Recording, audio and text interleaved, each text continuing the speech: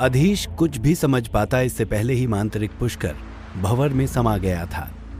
अधीश भी तेजी से डूब रहा था, लेकिन किसी तरह ताकत लगाकर उसने खुद को बचाया। अभी अधीश ने भंवर की विपरीत दिशा में तैरना शुरू ही किया था, तभी उसके मन ने उसे आवाज दी, अधीश, क्या तुम पुष्कर को छोड़कर जा रहे हो? वही पुष्कर जिसने अभी कुछ ही देर पहले तुम्हें ज्वालामुखी से निकाला था, अपनी जान की परवाह किए बिना। अधीश ने पलटकर देखा, लेकिन भंवर और अधिक मजबूत और तेज होता जा रहा था। अब क्या करेगा अधीश?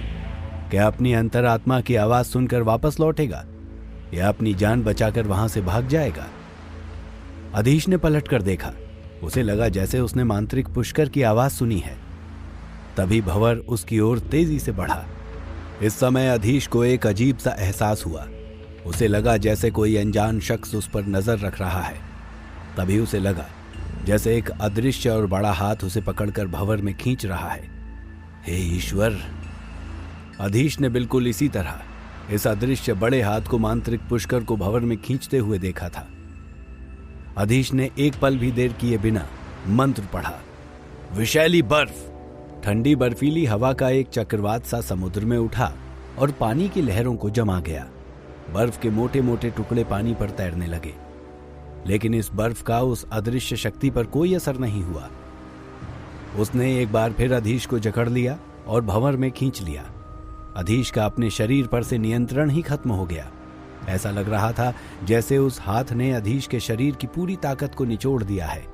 अब अधीश पर बेहोशी छाने लगी थी। एक हल्का सा विचार उसके दिमाग में उभरा। पानी में डूबकर मरना कितना घुटन भरा होगा। मेरी सांस बंद हो जाएगी। इसके बाद उस पर पूरी तरह से बेहोशी छा गई, लेकिन कुछ ही देर में उसने फिर आंखें खोल दी। लेकिन उसका दम नहीं घुट रहा था, बल्कि ऐसा लग रहा था जैसे उसने एक अंतहीन दूरी तय कर ली हो।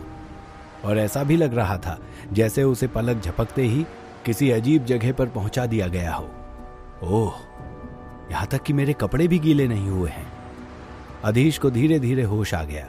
अधीश को बहुत स्पष्ट रूप से याद था कि विशाल भंवर और पानी की लहरों के बीच वो फंसा हुआ था और वो उसी में डूब गया था। ये कैसे संभव था कि उसके कपड़ों पर पानी की एक बूंद भी नहीं थी? हालांकि अधीश के पास नीलम मछली का अर्बुद था, लेकिन इससे पहले कि वो इसका उपयोग करने में कामयाब होता, वो भंवर में फंस गया था और उसके बाद वो बेहोश हो गया। वो यहां कैसे पहुंचा, इसकी कोई याद ही नहीं थी। मांत्रिक अधीश, तुम भी जाग रहे हो? अधीश असलियत का पता लगाने की कोशिश कर ही रहा था कि उसने एक परिचित आवाज सुनी। अधीश ने अपना सिर घुमाया और तुरंत उसके चेहरे पर मुस्कान आ गई। मांत्रिक पुष्कर, तुम ठीक हो? अधीश के बगल वाला व्यक्ति मांत्रिक पुष्कर था, जिसे पहले भंवर में खींच लिया गया था। अधीश ने सोचा था कि मांत्रिक पुष्कर पहले ही भंवर में डूबकर मर चुका है, लेकिन उम्मीद नहीं थी कि मांत्रिक पुष्कर भी बच जाएगा। मांत्रिक पुष्कर बहुत गंभीर था। अधीश के मुस्कुराने पर भी उसने प्रतिक्रिया नहीं दी, बल्कि धीमी और निराश आवाज में उसने कहा, मांत्रिक अधीश, हालांकि हम मरे नहीं हैं, लेकिन स्थिति हमारे लिए बहुत खतरनाक हो सकती है। क्या आप देख सकते हैं कि आपके आसपास क्या है? मांत्रिक पुष्कर के चेहरे पर ऐसी गंभीरता देखकर अधीश धीरे से उठ खड़ा हुआ और इधर उधर देखने लगा। अधीश ने देखा कि वे एक विशाल पारदर्शी बुलबुले में थे, लेकिन बुलबुला किसी दरार के बहुत ठोस लग रहा था। बुलबुले के बाहर केवल घना अंधेरा था। कभी कभी समुद्री शैवाल दिखाई दे जाती थी बस। इसका मतलब था कि वे समुद्र के तल पर थे। लेकिन विशाल बुलबुले के अंदर दिन जैसा चमकीला उजाला था।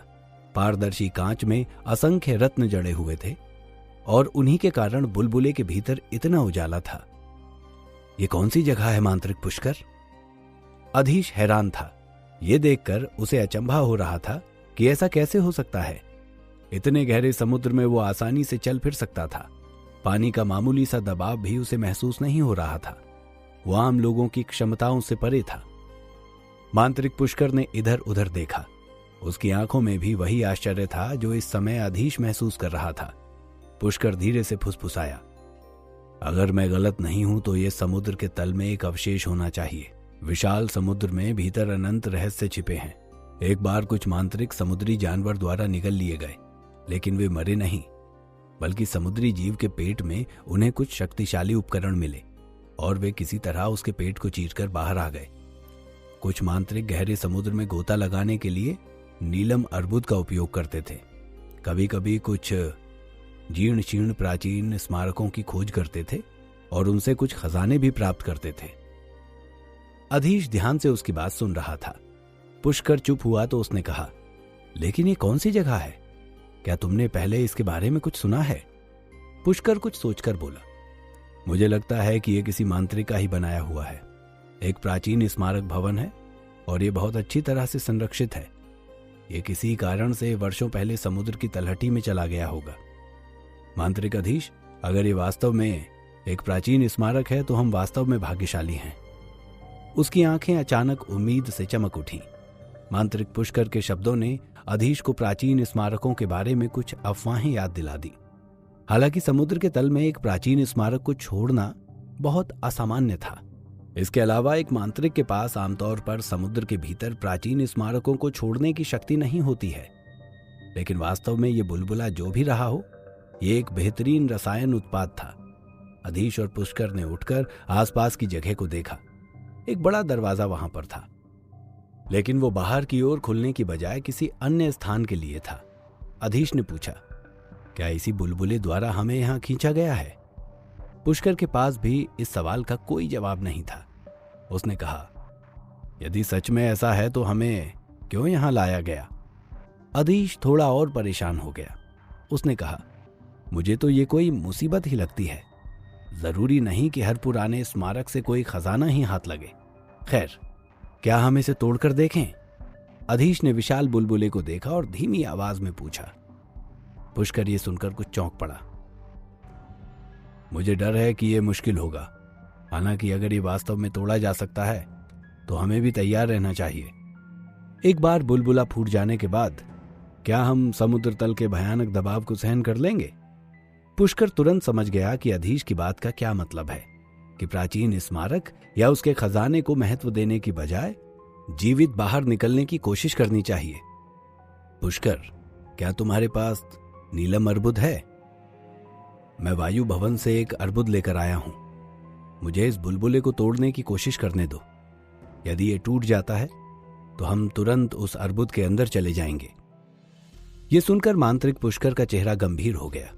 उसे लग रहा था कि इस बुलबुले को आसानी से तोड़ा नहीं जा सकता, लेकिन वो अधीश से ये बात कह नहीं सकता था।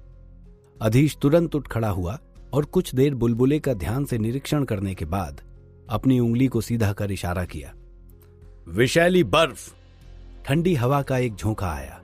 पल भर के लिए ऐसा लगा कि सब कुछ जम जाएगा, लेकिन जब बर्फ ने बुलबुले की परत को छुआ तो उस पर कोई प्रभाव नहीं पड़ा, बल्कि बुलबुले की परत थोड़ी और फैल गई।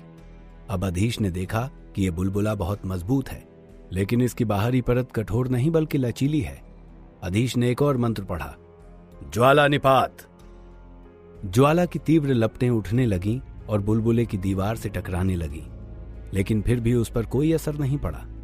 लेकिन मांत्रिक पुष्कर अधीश की ओर एकदम चकित होकर देख रहा था। वो समझ चुका था कि अधीश कोई साधारण या घुमंतु मांत्रिक नहीं है। अधीश ने कहा, मांत्रिक पुष्कर, लगता है ये बुलबुला तोड़ा नहीं जा सकता। अब हमें क्या करना चाहिए? अधीश ने मांत्रिक पुष्कर पर नजर डाली और फिर सामने के बड़े दरवाजे पर अपनी निगाहें जमाईं। पुष्कर ने कहा, हमें अब इस दरवाजे के भीतर जाकर देखना चाहिए। शायद भीतर कोई काम की चीज मिल जाए। अधीश और पुष्कर उठकर दरवाजे के पास गए। दोनों ने एक दूसरे को देखा, खुद को तैयार किया और पूरी ताकत लगाकर दरवाजा खोल दिया। चर! एक तेज आवाज के साथ दरवाजा खुल गया। यह दरवाजा देखने में भारी तो नहीं लगता था, लेकिन इसे खोलने के लिए काफी ताकत लगानी पड़ती थी। दरवाजा खुला तो अंदर एक बहुत बड़ा और विशाल कमरा था। कमरे में और कोई सजावट नहीं थी। इसके बजाय दीवारों पर अजीब से संकेत और रेखाएं उकेरी गई थीं। अचानक विशाल कमरे में आवाज आई, देखो देखो, आज कितने सालों बाद यहां कोई आया है। अधीश और पुष्कर चौंक पड़े और आवाज के स्रोत के लिए इधर उधर तलाश करने लगे, लेकिन कुछ देर देखने के बाद भी उन्हें कोई नहीं मिला। इधर उधर देखने की जरूरत नहीं है, मैं ठीक तुम्हारे सामने हूं। रहस्यमय आवाज फिर प्रकट हुई। उसके बाद आग की लपटें दिखाई दी और हवा की तरह तेजी से इकट्ठा होने लगी। अंत में एक मानव आकृति आकर उनके सामने खड़ी हो गई। उस अग्नि की लपटों से बनी हुई मानव आकृति को देखकर अधीश को पुराने किले के अग्नि मूरत की याद आ गई। आग की वो आकृति हवा में तैरने लगी। स्थिति बड़ी विचित्र थी। अधीश ने हिम्मत कर पूछा, तुम कौन हो? ये कौन सी जगह है? आप मुझे त्रिमान कह सकते हैं। जहां तक इस जगह का सवाल है, कुछ ही देर में आपको पता चल जाएगा, जब आप इस जगह के स्वामी के बनाए तीनों स्तरों को पार कर लेंगे। त्रिमान बोला, 3 स्तर? और अगर हम उन्हें पार नहीं कर सके तो क्या होगा? मांत्रिक पुष्कर ने कुछ विचार करने के बाद कहा। पुष्कर की बात सुनकर त्रिमान जोर से हंस पड़ा और बोला, यदि तुम इसे पार नहीं कर सकते तो भी कोई बात नहीं। तुम्हारा जीवन वैसे भी इतना लंबा नहीं है।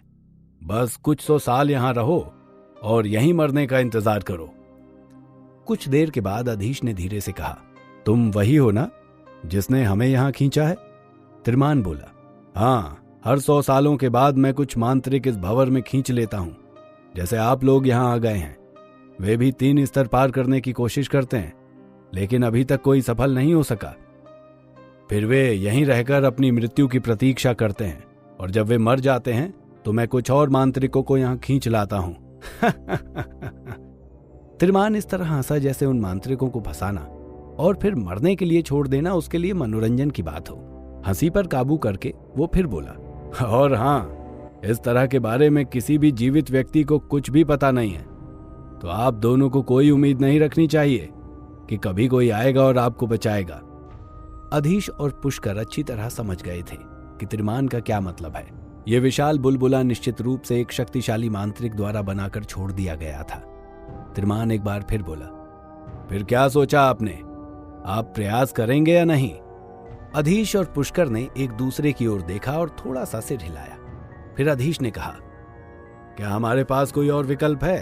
प्रयास ना करने का अर्थ है अपनी मृत्यु की प्रतीक्षा करना। तभी अधीश ने देखा कि उस कमरे में अचानक त्रिमान के ही जैसे कुछ और अग्नि मानव प्रकट हुए और कुछ देर इधर उधर घूमकर गायब हो गए, जैसे कि वे त्रिमान से कुछ कहने या उसे संकेत देने आए हों। त्रिमान ने कुछ देर बाद कहा, वास्तव में हमारे स्वामी बहुत दयालु हैं। प्रत्येक बाधा के लिए आपको प्रयास करने के 3 मौके दिए जाते हैं। अगर आपको लगता है कि आप हार गए हैं या आप हार मान लेते हैं तो खतरा टल जाएगा। अधीश सोच रहा था, वाह, क्या दयालुता है स्वामी की।